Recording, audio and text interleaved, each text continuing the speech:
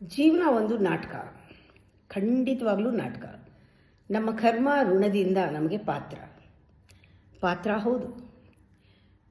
ಪಾತ್ರ ಅಂದಮೇಲೆ ಅಲ್ಲೇ ಗೊತ್ತು, ಅದಕ್ಕೊಂದು ವೇಷ, ಆ ವೇಷನೂ ಹಾಕೋಬೇಕು. ಅದಕ್ಕೊಂದು ಸಂದರ್ಭ, ಒಂದು ಸೀನು, ಅದಕ್ಕೊಂದು ಸಂಭಾಷಣೆ, ಅದು ಸಂಭಾಷಣೆ ಸೀನಿಗೆ ತಕ್ಕಂತೆ ಸಂಭಾಷಣೆ, ಆ ಕ್ಯಾರೆಕ್ಟರ್ಗೆ ತಕ್ಕಂತೆ ರೋಲ್ನ ಮಾಡಬೇಕು. ಇಷ್ಟೇ ಮಾಡಬೇಕಾಗಿರೋದು.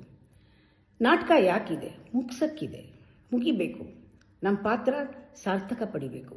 ಸತ್ಪಾತ್ರದಲ್ಲಿ ನಮ್ಮದು ನಾಟಕ ಮುಗಿಬೇಕು. ಪರಮಾತ್ಮ ಮೆಚ್ಚಬೇಕು. ಅವನ ನಾಟಕದಲ್ಲಿ ನಮಗೆ ಪಾತ್ರ, ಆ ಪಾತ್ರನೂ ಕೂಡ ನಮ್ಮ ಚಾಯ್ಸೇನೆ, ನಮ್ಮ ಕರ್ಮದಿಂದನೇ ಬಂದಿದೆ.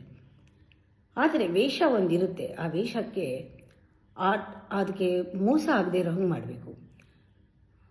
ನಾಟಕದಲ್ಲಿ ಪಾತ್ರಕ್ಕೆ ನೀವು ಮೋಸ ಮಾಡಬಾರ್ದು, ಜಸ್ಟಿಫೈ ಮಾಡಬೇಕು ಪಾತ್ರನ. ಹಂಗೆ ಮಾಡಿದ್ರೆ ಜಸ್ಟಿಸ್ ಕೊಡಬೇಕು ಅಂತಾರೆ. ನಾನು ಈ ಪಾತ್ರನ 100% ಮಾಡಿ ಅದನ್ನು ಜಸ್ಟಿಸ್ ಕೊಡಬೇಕು, ಜಸ್ಟಿಫೈ ಮಾಡಬೇಕು. Yes, this is my role. ಹೆಮ್ಮೆಯಿಂದ ಮಾಡಬೇಕು, ಖುಷಿಯಿಂದ ಮಾಡಿ ಮುಗಿಸ್ಬೇಕು. ಅಂಟ್ಕೋಬಾರ್ದು ಪಾತ್ರಕ್ಕೆ. ಇದು ಕರ್ಮಯೋಗ, ಅಂಟ್ಕೋಬಾರ್ದು. ಇಲ್ಲಿ ವೇಷನ ನಾವು ಎಲ್ಲೆಲ್ಲಿ ಹಾಕೋಬೇಕು ಅಲ್ಲಿ ಹಾಕ್ಕೊಳ್ಳಲ್ಲ. ನಾಟಕ ಮಾಡ್ತೀವಿ, ಒಳಗೊಂದು ಹೊರಗೊಂದು ನಾಟಕ. ಮೊದಲೇ ಮಾಯೆ, ಮೊದಲೇ ಕರ್ಮ. ಅದರಲ್ಲಿ ನಾಟಕದಲ್ಲಿ ಇನ್ನೊಂದು ನಾಟಕ ಮಾಡ್ತೀವಲ್ಲ, ಆ ವೇಷ ಯಾವತ್ತೂ ಅಪಾಯಕಾರಿ.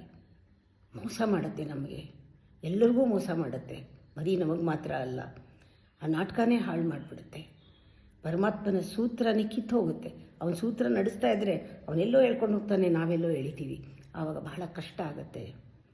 ಹೇಗೆ ರಾವಣನಿಗೆ ಕಷ್ಟ ಆಯಿತು? ಯಾಕೆಂದರೆ ಅವನು ವೇಷಧಾರಿ, ವೇಷ ಹಾಕ್ಕೊಂಡು ಬಂದು ಸೀತೆಗೆ ಮೋಸ ಮಾಡ್ದ. ಸನ್ಯಾಸಿ ವೇಷ ಹಾಕ್ಕೊಂಡ ಅವನು. ವೇಷ ಮಾತ್ರ ಹಾಕೋಬೇಡಿ, ಆ ಪಾತ್ರ ಮಾಡಬೇಕು.